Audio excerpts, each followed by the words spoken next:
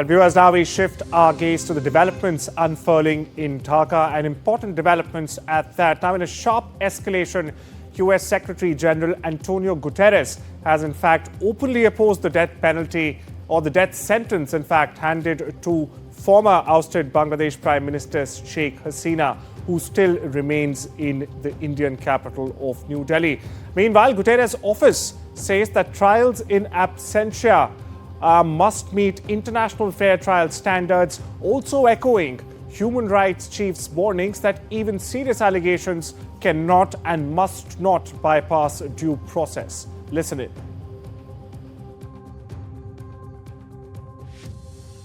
While we were not privy to the conduct of this trial, we have consistently advocated for all accountability proceedings, especially on charges of international crimes, to unquestionably meet international standards of due process and fair trial.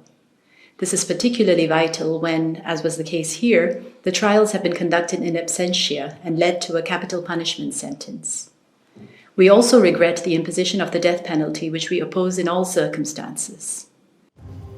Well, you heard the UN spokesperson there, viewers. Meanwhile, Dhaka has already sought the handing over of Hasina from India. Now, this comes after Monday's death sentence. But how does this align with India's Extradition Act, especially as Bangladesh seeks Hasina's return, or is in fact demanding Hasina's return? The spotlight, viewers, is very much now on the exact powers the Extradition Act gives New Delhi, and of course, the limits it also imposes. So let's quickly take a stock of the same.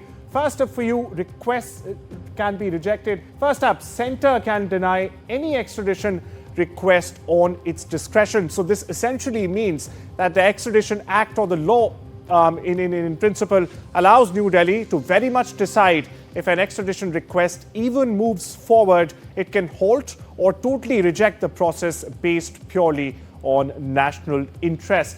Next up, request rejected if politically motivated. Now, India can block any request seen as driven by a political vendetta, which seems clearly the case in this death sentencing against former Bangladesh Prime Minister Hasina. Now, the act also protects individuals from being targeted under the guise of justice. Next up, extradition refused for trivial accusations. Now, the centre, India in this case, may very well dismiss requests it finds too minor or insubstantial at that. Now, this prevents foreign governments from misusing extradition for low-level issues.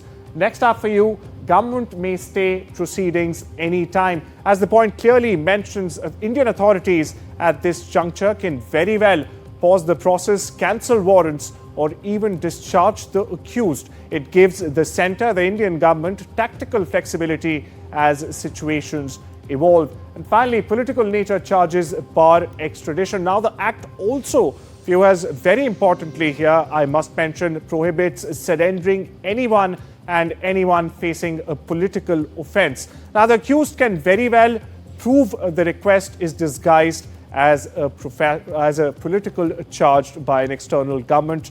Last but not the least, no extradition without offence safeguards. So India, by the way, requires assurances that the person will not be tried for unrelated crimes. Now, without such protections, the treaty forbids extradition altogether. Viewers, so as the diplomatic standoff continues to simmer, India's decision will hinge not on just politics here, but also on these legal firewalls built into its very extradition framework. For now, viewers, New Delhi's next move remains not only strategic, but also tightly governed by India's law.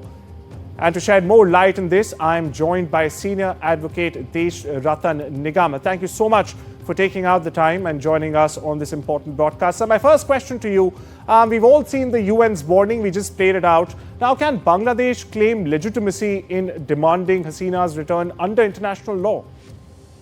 Arjun, in fact, if I put the entire issue in the context, the uprising there started as a civil services quota unrest, and judiciary gave a favorable verdict demolishing the quota, that particular freedom fighters quota. And thereafter, the entire protest became very political it became anti-Sheikh Hasina and anti-her party. And therefore, the entire issue became political. There was a political uprising in which it is said, and it is, I'm quoting the son of Sheikh Hasina, that she did not resign. She did not have the time to resign from the prime ministership, and she had to flee because the residence was attacked. Constitutionally, according to her son, she is still the prime minister. Therefore, the entire edifice of the legality and constitutionality of the interim government goes. Once that goes, the entire process also goes. However, presuming for the sake of argument that the interim government is there and it is legally there, then if you look at the treaty was enacted in 2013 between the two nations, India and Bangladesh, to deal with the terrorism. Right, sir. And the reason was that the war crimes which were committed during the 1971 war, they had to be dealt with, and also the Ulfa, terrorists who were hiding and their leaders who were hiding in Bangladesh. Primarily, the objective was to deal with that. This political uprising is not covered under that particular objective. One. Secondly, this is a political offense. As I gave you the context, the entire issue was political uprising against the party, a particular party, which is Sheikh Hasina's party. And secondly, whether it is done in the interest of justice and good faith. India has all these points, apart from the Act of 1962, Extradition Act of 1962. But if we primarily focus first on the treaty itself, it is a political uprising, and therefore it is not covered under the extradition treaty itself. Secondly, if you look at the entire, Yunus was anti-Sheikh Hasina.